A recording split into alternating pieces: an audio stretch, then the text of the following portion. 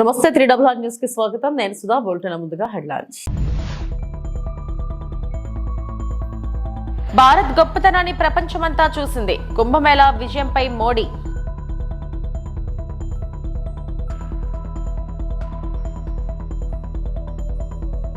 AP assembly ఆవరణలో ఎమ్మెల్యేలు ఎమ్మెల్సీలకు photo session.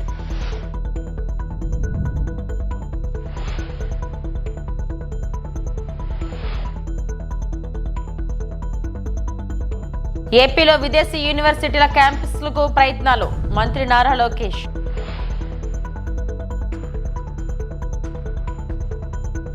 ప్రయాగ్రాజ్లో 2025 మహాకుంభోత్సవం విజయవంతం కావడాన్ని ప్రశంసిస్తూ ప్రధానమంత్రి నరేంద్ర మోడీ మంగళవారం లోక్సభలో ప్రసంగించారు. ప్రయాగ్రాజ్ ప్రజలకు సహకరించినందుకు ప్రధాని మోడీ కృతజ్ఞతలు తెలిపారు మరియు మతపరమైన పండుగను ప్రపంచవ్యాప్తంగా విజయవంతం చేసినందుకు పరిపాలనను ప్రశంసించారు.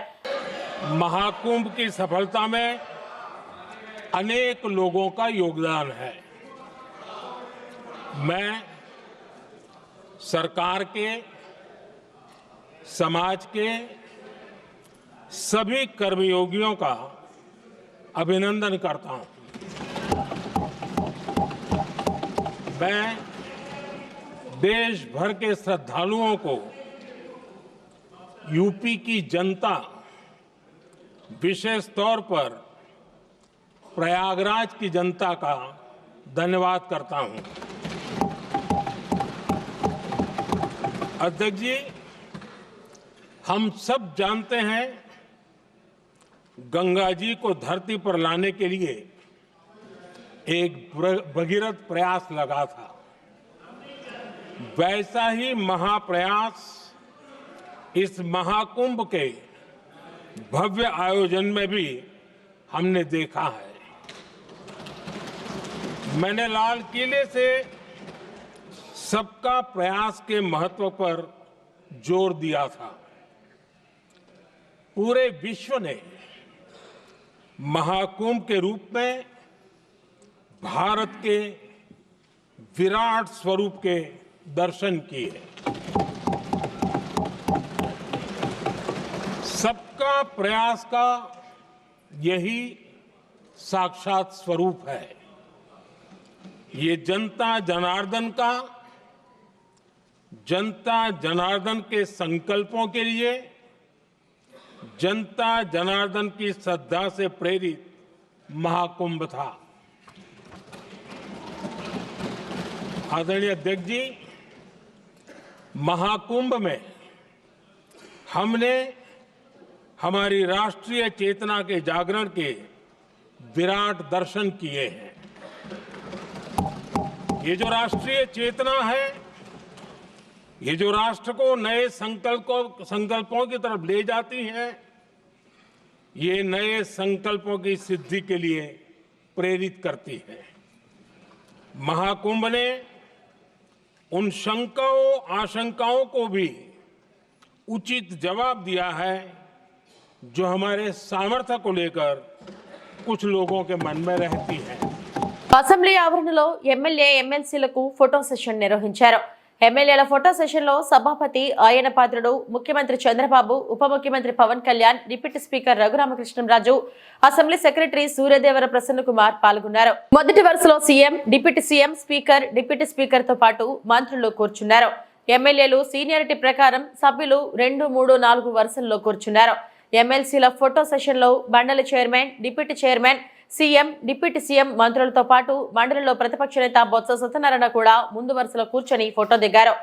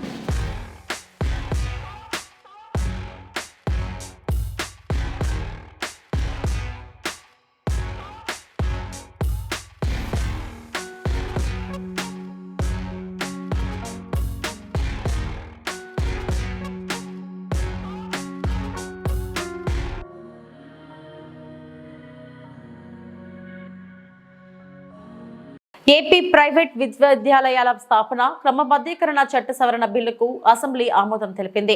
మన రాష్ట్ర విద్యార్థులు ఇతర ప్రాంతాలకు వెళ్లకుండా ఏపీలోనే నాణ్యమైన విద్యను అందించేలా సంస్థలను తీసుకురావాలని ఎమ్మెల్యేలు కోరారు. దీనికి స్పందించిన మంత్రి లోకేష్, భారత్లో ఉన్న అత్యుత్తమ విశ్వవిద్యాలయాల క్యాంపస్లు ఏపీ వ్యాప్తంగా ఏర్పాటయ్యేలా చర్యలు చేపడతామన్నారు. బిట్స్ పిలానికి అమరావతిలో 70 ఎకరాలకు కేటాయించామని, టాటా లాంటి ప్రతిష్టాత్మక సంస్థలు కూడా వస్తాయన్నారు. డీప్ టెక్ వర్సిటీ ఏర్పాటు చేయాలన్నదే లక్ష్యమన్న మంత్రి, విశాఖలో ఏఐ స్పోర్ట్స్ వర్సిటీలు స్థాపిస్తామన్నారు. ఇప్పుడు విషయం బిల్లు ఆమోదించడం, ఈ ప్రతిపాదనకు సుముఖంగా ఉన్నవారు అవుననండి, వ్యతిరేకంగా ఉన్నవారు కాదనండి. అవునన్నారు, అందరూ అవునన్నారు. ప్రతిపాదన ఆమోదించబడింది. బిల్లు సభ ఆమోదం పొందింది.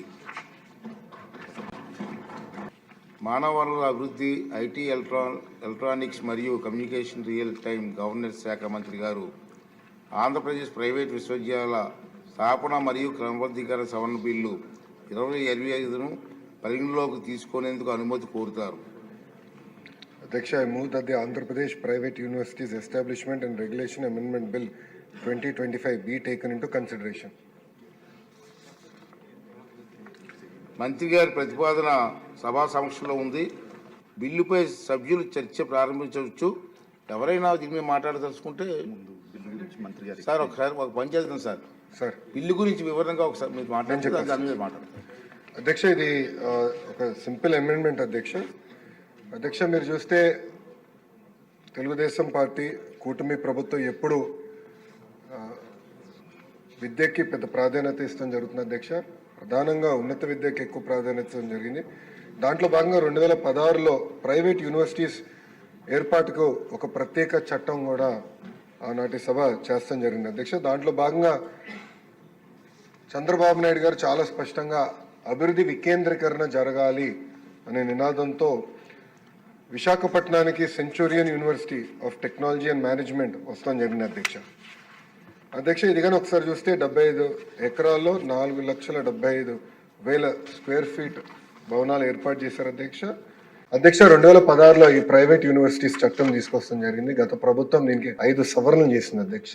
ఆ సవరణలు నిన్న నేను ఒక ప్రశ్నకి ప్రిపేర్ అయ్యే సమయానికి నేను చదివితే అధ్యక్ష, మనం చేసిన చట్టాలు యూజీసీ గైడ్ లైన్స్ కి విరుద్ధంగా ఉంది. అంటే వాళ్ళు ఏం చెప్పారంటే, ఈ రోజు గ్రీన్ ఫీల్డ్ యూనివర్సిటీ ఏర్పాటు చేయాలంటే టాప్ 100 గ్లోబల్ యూనివర్సిటీస్ తో జాయింట్ డిగ్రీ ఉండాలి అని చెప్తాం జరిగింది. కానీ యూజీసీ ఏమంటుందంటే, జాయింట్ డిగ్రీ ఇవ్వాలంటే మినిమం ఇన్ని సంవత్సరాలు ఆ యూనివర్సిటీ ఆపరేషన్ లో ఉండాలి, ఇన్ని ఇయర్స్ అయి ఉండాలని చెప్తున్నారు. అంటే we are in conflict with UGC. So నేను మొన్న కూడా కౌన్సిల్ లో చెప్పాను, ఆ చట్టాన్ని మనం సవరణ చేయాలి, కానీ కొంచెం డీటెయిల్డ్ గా చేద్దాం. అంటే హడావుడిగా చేస్తే మనకు పొరపాట్లు చేస్తాం. కొంచెం డీటెయిల్డ్ గా చేసి ఆ చట్టాలని సవరిస్తాం జరుగుతుంది. దాంట్లో ఎలాంటి సందేహం లేదు. పెద్దలన్నట్టు పెద్ద ఎత్తున యూనివర్సిటీస్ మనం ప్రోత్సహించాలి. అంటే మేమందరం ముద్దుగా తాతయ్య అంటాం. సో బుచ్చయ్య తాతయ్య చెప్పింది ఏంటంటే, చట్టాలు మేము సవరించాలి, దాంట్లో ఎలాంటి డౌట్ లేదు. ఫారిన్ యూనివర్సిటీస్ మనం ఇక్కడ ప్రోత్సహించాలి. అంతేకాకుండా మన దేశంలోనే ఒక అద్భుతమైన ఇన్స్టిట్యూషన్స్ ఉన్నాయి. ఒక ఉదాహరణ బిట్స్. ఈరోజు అధ్యక్ష నిన్నే కేబినెట్ మీటింగ్ లో బిట్స్ అమరావతిలో ఏర్పాటు చేసేందుకు 70 ఎకరాలు కేబినెట్ కూడా ఆమోదం తెలిపింది అధ్యక్ష. బిట్స్ ఆంధ్ర రాష్ట్రానికి వస్తుంది.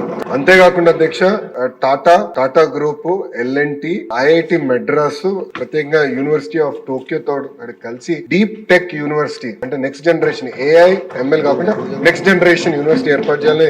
ఇది పర్సనల్ గా గౌరవ ముఖ్యమంత్రి గారు లీడ్ చేస్తున్నారు. ఇది ప్యాషన్ ప్రాజెక్ట్ గా లీడ్ చేస్తున్నారు. ఇది నేను బలంగా నమ్మేది. మొత్తం ఎకో సిస్టమ్ ని రెవల్యూషనైజ్ చేసి యూనివర్సిటీ అది కూడా తీసుకొస్తాను అధ్యక్ష. నేను పర్సనల్ తీసుకుని ఒక AI యూనివర్సిటీ విశాఖపట్నంలో ఏర్పాటు చేయాలని లక్ష్యంతో ఉన్నాం. అదేవిధంగా ఒక స్పోర్ట్స్ యూనివర్సిటీ కూడా చేయాలని అధ్యక్ష. ఇది ఇప్పటివరకు ఉంది. ఇంతేకాకుండా ఎకనామిక్ డెవలప్మెంట్ బోర్డు తో కూడా అనేక యూనివర్సిటీస్ ఆల్రెడీ చర్చల్లో ఉన్నాయి. ఒకటి యూనివర్సిటీ ఆఫ్ టోక్యో కూడా చర్చలో ఉంది. AMA యూనివర్సిటీ ఫిలిప్పీన్స్ నుంచి కూడా చర్చలో ఉంది అధ్యక్ష. ఇంతేకాకుండా ఇతర యూనివర్సిటీలు కూడా వాళ్ళందరూ వచ్చి కలుస్తా అంటున్నారు. సో ఈ సెషన్ అయిన తర్వాత వాళ్ళందరితో మీటింగ్ పెట్టుకుని పెద్ద ఎత్తున ప్రైవేట్ రంగంలో కేవలం ఇంటర్నేషనల్ యూనివర్సిటీ కాదు, భారతదేశంలో ఉన్న టాప్ యూనివర్సిటీస్ అందరినీ ఆంధ్ర రాష్ట్రానికి తీసుకొచ్చే విధంగా కేవలం అమరావతి విశాఖపట్నమే కాకుండా అన్ని ప్రాంతాలు, అంటే రాయలసీమకి వెళ్ళాలి, ఎవరు వెళ్ళాలి. ఇంకో పక్కన కొన్ని పార్లమెంట్లు మనం చూసే గల ప్రభుత్వ విశ్వవిద్యాలయాలు, ప్రైవేట్ విశ్వవిద్యాలయాలు. సో మంత్రి అయిన తర్వాత అది బ్యాలెన్స్ చేయాలన్న ఆలోచనలో అక్కడికి వాళ్ళకి అంటే కొంచెం ₹2 ఎక్కువ ఇన్సెంటివ్స్ ఇచ్చి అలాంటి ప్రాంతాలు కూడా తీసుకెళ్లి అన్ని ఏదైతే పార్లమెంట్ లోనే కనీసం ఒక్క యూనివర్సిటీ అనేది ఉండాలని లక్ష్యంతో ఉద్దేశంతో మన కూటమి ప్రభుత్వం పనిచేస్తుందని గౌరవ పురుషుల పొదుపు సంఘాల ఏర్పాటు ప్రస్తుతం పట్టణాల వరకే కేంద్రం నిర్దేశించిందని, గ్రామీణ ప్రాంతాలకు విస్తరించాలని ప్రతిపాదిస్తామని మంత్రి నారాయణ చెప్పారు. ఈ అంశంపై అసెంబ్లీ ప్రశ్నోత్తరాల్లో సభ్యులు అడిగిన ప్రశ్నకు నారాయణ సమాధానమిచ్చారు. అధ్యక్ష, సెల్ఫ్ హెల్ప్ గ్రూప్స్ యాక్చువల్గా మహిళలకు యాక్చువల్గా చేయటం జరుగుతుంది అర్బన్ అథారిటీలో. అయితే ఇప్పుడు కేంద్ర ప్రభుత్వం 25 సిటీస్కి, భారతదేశంలో 25 సిటీస్కి మహిళలతో సమానంగా పురుషులకు కూడా ఇంప్లిమెంట్ చేయాలని చేస్తారు అధ్యక్ష. అందులో మన ఆంధ్రప్రదేశ్లో విజయవాడ, విశాఖపట్నం ఈ 2 సిటీస్ని సెలెక్ట్ చేశారు అధ్యక్ష. ఏప్రిల్ 2025కి అన్ని సిటీస్ని కూడా సెలెక్ట్ చేస్తారని ఆ ప్రపోజల్ కేంద్ర ప్రభుత్వం దృష్టిలో ఉంది అధ్యక్ష. ఇక్కడ ముఖ్యంగా ఏంటంటే అధ్యక్ష, పురుషుల్లో కూడా ఎవరైతే బలహీన వర్గాల గ్రూప్స్ ఉన్నారో, transport workers, giga workers, care workers, domestic workers, waste workers, construction workers, వీళ్ళకి యాక్చువల్గా ఈ యొక్క సెల్ఫ్ హెల్ప్ గ్రూపులు చేసి వాళ్ళకు కూడా అయితే మహిళలకు ఏ విధంగా అయితే ఈరోజు చేస్తున్నారో అదే విధంగా చేయాలనే ఉద్దేశంతో ప్రపోజ్ చేశారు అధ్యక్ష. దాని మీద మన రాష్ట్రంలో ఈ 2 విశాఖపట్నం, విజయవాడ ఈ రెండిట్లో ఇంతవరకు యాక్చువల్ అధ్యక్ష 818 గ్రూపులు చేశారు అధ్యక్ష. భారతదేశం మొత్తం 25 సిటీస్లో 1949 గ్రూపులు మాత్రమే చేస్తే అందులో మన రాష్ట్రంలో 2 సిటీస్లో 818. అంటే భారతదేశంలో చేసిన మొత్తం గ్రూపుల్లో 42% అర్బన్ అథారిటీలో చేశారు అధ్యక్ష. సభ్యులు ఏదైతే కోరారో గ్రామీణ ప్రాంతాల్లో కూడా చేయాలని ఖచ్చితంగా ఆ కన్సర్న్ మంత్రితో నేను మాట్లాడతాను అధ్యక్ష. ఓకే. జాబ్ నోటిఫికేషన్స్ వద్దని నిరుద్యోగులు ఆందోళన చేసే పరిస్థితి రాష్ట్రంలో ఉంది. తెలంగాణ డిప్యూటీ సీఎం భట్టి తెలంగాణలో కాంగ్రెస్ పాలనలో ఉద్యోగాల కల్పన కోసం జాబ్ నోటిఫికేషన్లు కంటిన్యూస్ గా వస్తున్నాయని డిప్యూటీ సీఎం భట్టు విక్రమార్క తెలిపారు. ప్రస్తుతం నోటిఫికేషన్ల సంఖ్య ఎక్కువైందని, కొంత గ్యాప్ ఇవ్వాలని, అవసరమైతే నోటిఫికేషన్లు ఆపాలంటూ నిరుద్యోగులు చెబుతున్న పరిస్థితి రాష్ట్రంలో ఉందని చెప్పుకొచ్చారు. పబ్లిక్ సర్వీస్ కమిషన్ ప్రక్షాళన ద్వారా క్యాలెండర్తో ఎప్పుడు పరీక్షల నోటిఫికేషన్లు వస్తూనే ఉన్నాయి. అది ఏ స్థాయికి వెళ్ళిందనంటే, ఒకప్పుడు నోటిఫికేషన్లు కావాలని ధర్నాలు చేసే పరిస్థితి నుంచి నోటిఫికేషన్లు అన్నీ పెద్ద ఎత్తున వస్తూ ఉన్నాయి. ఒకదానికొకటి కొంత గ్యాప్ ఇవ్వండి, మాకు కొన్ని ఆపండి అని చెప్పి రాష్ట్రంలో ఉన్నటువంటి నిరుద్యోగ యువకులు ఆందోళన చేసే అంత స్థాయిలో ఈరోజు రాష్ట్ర ప్రభుత్వం నోటిఫికేషన్స్ ఇస్తా ఉంది. ప్రియాంకాజీ స్కూటీ హామీ ఏమైంది?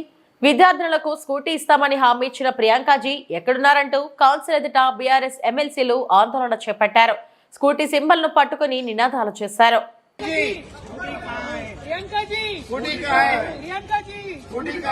ఆడపిల్లలకు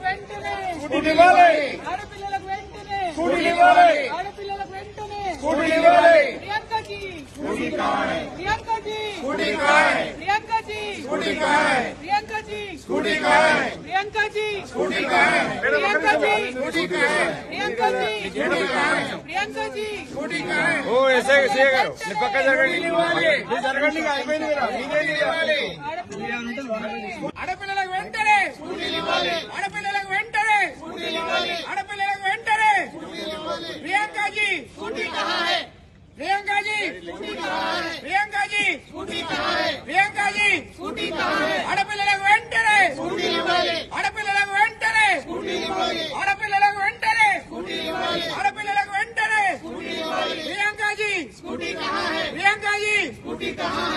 ప్రియాంకాజీ ఈ నెల 24న విశాఖ వేదికగా జరగనున్న ఐపీఎల్ మ్యాచ్ కోసం ఢిల్లీ క్యాపిటల్స్ జట్ విశాఖకు చేరుకుంది. విశాఖ విమానాశ్రయానికి చేరుకున్న క్రీడాకారులకు అభిమానులు ఘన స్వాగతం పలికారు. ఎయిర్పోర్ట్ నుంచి పటిష్ట భద్రత నడుమ బస్సుల్లో ఆటగాళ్లు బయలుదేరి నగరంలోని హోటళ్లకు వెళ్లారు.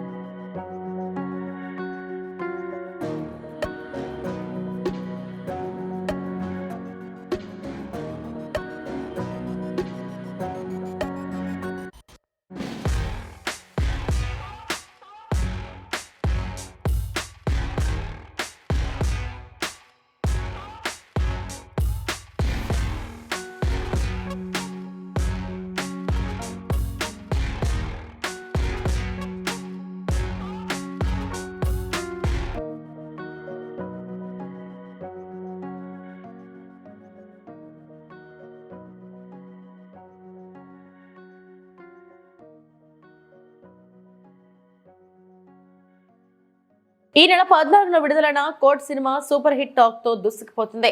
ఈ సందర్భంగా చిత్ర బృందం విశాఖపట్నంలో సందడి చేసింది. తమ విజయాన్ని ప్రేక్షకులతో పంచుకుంది. సినిమాలో ప్రధాన పాత్రలు పోషించిన ప్రియదర్శి, హర్ష రోషన్, శ్రీదేవి, శివాజీ తదితరులు ఈ సందర్భంగా మీడియాతో మాట్లాడారు. వైజాగ్ ప్రేక్షకులందరికీ చాలా చాలా థ్యాంక్స్. ఇప్పటికీ ఇక్కడ అద్భుతమైన రెస్పాన్స్ ఉంది. కలెక్షన్స్ ఎందుకులే కానీ ఇప్పుడు కలెక్షన్స్ అఫ్ కోర్స్ కలెక్షన్స్ కూడా చాలా బాగున్నాయి, కానీ అద్భుతమైన రెస్పాన్స్ వచ్చింది మా అందరికీ.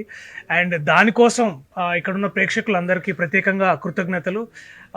చాలామంది మమ్మల్ని అభినందిస్తున్నారు. ఎందుకంటే పైగా ఈ డైరెక్టర్ ఇక్కడ దర్శకుడు కూడా మన సీతంపేట కుర్రాడు కాబట్టి మాకు చాలా పెడతా అని స్నాక్స్ తీసుకొచ్చాడు. సో చూద్దాం సాయంత్రం అదేమవుతుందో. అలాగే ఈ సినిమాలో మరో ముఖ్యమైన పాత్ర పోషించిన విషిక, ఈ అమ్మాయి కూడా విశాఖపట్నం అమ్మాయి. నువ్వు కాకినాడ కదా, సారీ. సో బట్ తెలుగు చిత్ర పరిశ్రమకి విశాఖపట్నానికి ఒక అవినాభావ సంబంధం. ఒక చిన్న సినిమా లాగా మొదలయ్యి ఒక బ్లాక్ బస్టర్ హీరో ఉన్న సినిమాలకి మొదలైన ఓపెనింగ్స్తో 3 రోజుల్లో 25 కోట్లు ఏంటండి మీరు చెప్పండి ధర్మంగా. ఇలాంటి సినిమాకి ఎలాంటి థ్యాంక్స్ చెప్పాలి ఆడియన్స్కి? Court state versus nobody cinema చేస్తున్నప్పుడు ఇది మంచి సినిమా బాగా ఆడుతుంది అని నమ్మి చేశాము. బట్ రిలీజ్ అయిన తర్వాత ఇప్పుడు వస్తున్న రెస్పాన్స్ చూస్తే అసలు అంటే జనరలీ సినిమా హిట్ అవుతుంది, హిట్ సినిమా అంటాం, లేదా మంచి సినిమా వస్తే మంచి సినిమా అంటాం. కానీ ఈ కాంబినేషన్ ఓ మంచి సినిమా అంటున్నారు, పెద్ద హిట్ సినిమా అంటున్నారు. ఇలాంటి సినిమా తీసినందుకు థ్యాంక్స్ అండి అని తిరిగి మాకు థ్యాంక్స్ చెప్తున్నారు. ఇట్లాంటి ఒక రెస్పాన్స్ అనేది చాలా చాలా రేర్. ఇట్లాంటి ఒక రెస్పాన్స్ రావడమే చాలా రేర్. ఈ ఫీలింగ్ని, ఈ ఎక్స్పీరియన్స్ని ఆడియన్స్తో పాటు షేర్ చేసుకుందాం అని చెప్పి all over the state 2 Telugu రాష్ట్రాలు కూడా కాస్ట్ అండ్ క్రూ మెంబర్స్ అందరూ విజిట్ చేద్దామని అనుకొని ట్రిప్ స్టార్ట్ చేసాం. And this is right from Visakhapatnam నుంచి మొదలు పెట్టాం. ద పర్టికులర్ రీజన్ ఈస్ ఈ సినిమాలోని కథ కూడా వైజాగ్లో జరుగుతూ ఉంటుంది.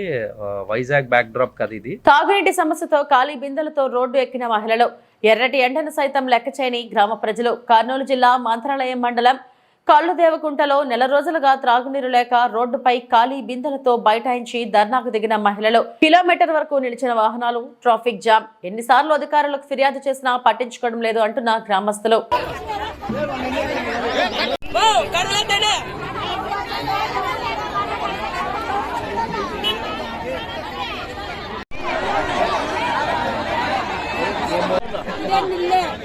మొబైల్ ఉన్నారు, బండ్లు వేసుకొని తెచ్చుకుంటారు. ఆడవాళ్ళు ఎక్కడ పోవాలన్నారు చెప్పండి. మాకు నెలాయ ఎవరు పట్టించుకోరు. మాకు నీళ్ళు కావాలో ధర్నా చేస్తారు. అందరూ అయిపోయారు, మాకు నీళ్ళు కావాలి. 2 లక్షలు ఓటు వచ్చినప్పుడల్లా అడిగాము. ఇట్లా వస్తా ఉంటారు చెప్తారు.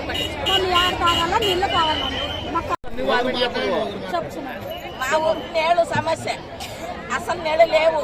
స్కూటర్లు కానీ ఏలూరుకు రానిరు, శ్రీగలదానికి రానిరు, ఇబ్రాంపురకు రానిరు, ఎక్కడ రానిరు. పోతే కొట్లాడతారు. మాకు నీళ్ళు లేవు కాబట్టి మేమందరం ధర్నా చేస్తాం. మాకు నీళ్ళు కావాలి తాగడానికి. నెల ఎవరు పెద్దలు ఎవరు పట్టించుకుంటారు? ఎవరు పట్టించుకుంటారు? మా గురించి అయితే ఎవరు పెద్దలు పట్టించుకుంటారు? నీటి ఎద్దడితో గ్రామంలోకి దుప్పి సంచారం. స్పృహ కోల్పోయి పడిపోయిన దుప్పిని గ్రామస్తులు కాపాడిన ఘటన. అన్నమయ్య జిల్లా పెనగలూరు మండలం ఓబిలి గ్రామంలో నీటి కొరతతో అడవి జంతువులు గ్రామాల వైపు రానుండటం కలవరపాటుకు గురిచేస్తుంది. తాజాగా ఓబిలి గ్రామంలో ఒక దుప్పి తీవ్ర నీరసంతో స్పృహ కోల్పోయి పడిపోయింది. దీనిని గమనించిన గ్రామస్తులు వెంటనే దానికి నీళ్లు త్రాగించి శక్తి కల్పించారు. దుప్పి కొంతసేపటికి కోలుకుని అటుగా వెళ్లేందుకు సిద్ధపడగా గ్రామస్తులు తక్షణమే ఫారెస్ట్ అధికారులను సమాచారం అందించారు.